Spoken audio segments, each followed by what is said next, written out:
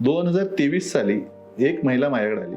म्हणजे ती already check करत होती. तिथं खूप भांडी होती, एकाने मिक्सर पण दिलेला, एकाने अशा बऱ्याचशा गोष्टी दिल्या ज्या एका घराचं पूर्ण सामान होतं. एक घर आहे ना, म्हणजे एक संसार उभा राहील एवढं सामान होतं. आणि त्या लेडीजचं ना लग्न नुकतंच झालेलं 1 महिन्यापूर्वी. दुसऱ्या ह्याच्यातनं राज्यातून आलेली.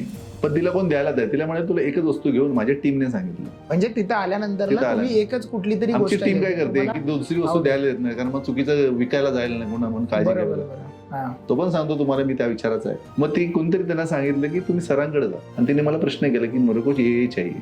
म्हटलं काय बता. तिने सगळं सांगितलं की मी लग्न करून आले तर माझ्याकडे आता काय नाहीये. तिथे शेगडी पण होती. म्हणजे इन शॉर्ट ती नुकतीच लग्न करून मुंबईमध्ये आली होती. संसार सेड म्हणतात मराठी भाषेत. एक संसार सेड आयुष्यामध्ये एका स्त्रीला किती कामाचा येऊ शकतो. म्हटलं कुणी मध्ये बोलायचं नाही. टीमला सांगितलं मध्ये बोलायचं नाही. मग ती विकली तर मी विकेल. तर तिचा प्रश्न आहे, पण माझ्याकडून मला द्यायचं का? मला द्यायचं आहे ना. मला कळतं की तिचं डोळ्यात पाणी असेल किंवा तिच्या भावना असतील तर त्या मला समज माणसाला समजतं. मी तिला पूर्ण एक सेट दिला आणि सेट तयार केला. तिला बघितल्या ती फक्त खाली बसली आणि रडायलाच लागली.